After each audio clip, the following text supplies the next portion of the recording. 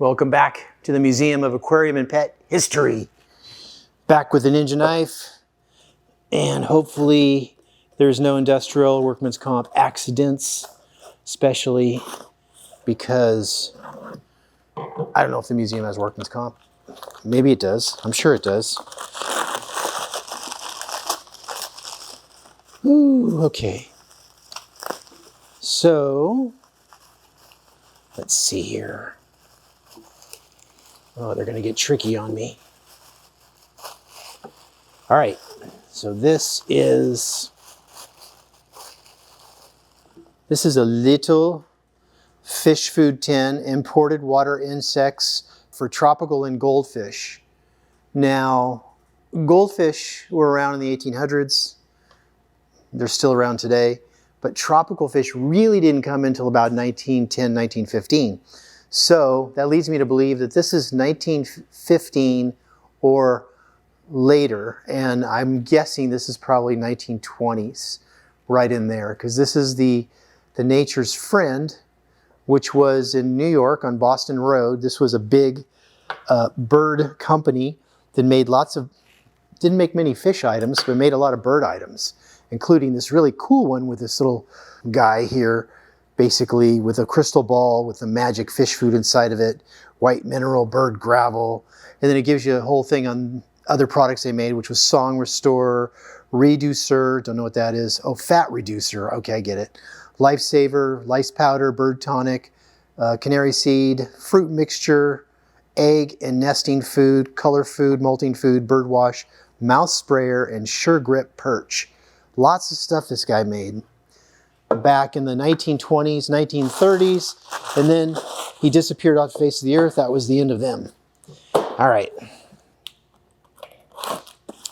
Cool packaging though. Very, very rare to find this stuff from this company. I seldom find it. I think I only have maybe 5 items in the museum, and that's it. This is something that comes up all the time at auction, but I never buy them because I'm really waiting for super old ones. So this one was pretty old. This is, again, like we talked about the dog grooming magazines last week, and this is an Oster dog grooming tool.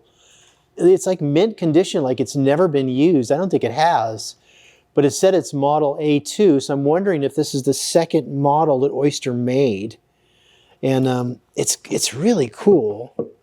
You know, it's got this little comb with it. It's got extra blades for the thing. It's got a little oil can, so you can oil it. It's got the screwdriver, so you could like take it apart. And then it's got basically a little thing about Oster electric housewares. And this is all the different things that they made. Blenders, massagers, you name it. All kinds of stuff they made, including these little clippers for dogs, which I love. Very cool. All right, let's get to the next one before Meredith cuts me off at the 5-minute mark. Woo. Okay. Ooh, that looks like brass. Brass top with a white bottom. Looks like red paint on the inside. Possibly could have been repainted. And this is a Leon patented all brass cage. So, which is really cool that Leon made all brass bird cages. Now, I don't think we have in the museum a Leon catalog, but my guess for a while now has been that Leon was a division of the Andrew Hendricks Company, and they used this division to sell to mass market, to sell to Grants, to sell to Crest, to sell to all those giant Woolworths, all those stores. Because a lot of times if you sold your birdcage line, your Hendricks line, into mass market, you get in trouble with the small independents which built your company. So that's why they had a secondary line, and I believe that Leon was that line. But I'm not positive, so stay tuned for more information on Leon bird cages. But it's cool because this is a really nice one, and it is all brass. Although the bottom doesn't look brass to me, the bottom looks steel. But the wires are brass, the connectors are brass and the top's brass. All right, that's Leon bird cages. Okay, one more? You're at 15. Okay. Well, you know what? I'm going to talk about these really quick. Snake sexing probes. You're probably going, what? Well, believe it or not, in the 60s, when these came out, these were really popular. And these were little sexing probes that you used. I'll take the bigger one out. You used them if you were a snake breeder, or if you had a store and you were really into reptiles. You used these to sex the snakes that you had. And what you did is, you know, you'd have somebody hold the head, and you would take the tail part and the vent, and you flip it upside down, and you'd go from the tail up inside the vent, and you'd go really slow.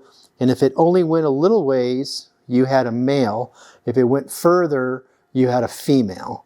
Okay, so I'm sure you can guess why. But that's how you would sex a snake with a snake sexing probe kit. And these were really popular. A lot of these sold. This came from a company called Herb Goods in the 1970s, actually. This is 1970s. And I was amazed to find one of these. This actually just came from a collection somebody had sent me. So that's that. Some cool stuff this week. Again, thank you for joining us, and I appreciate every one of you, especially those of you that donate to the museum. I really, really appreciate that, whether it's monthly or whether it's sending us stuff. You know, we have a lot of people send us stuff all the time. I will see you again next week. Have a wonderful week.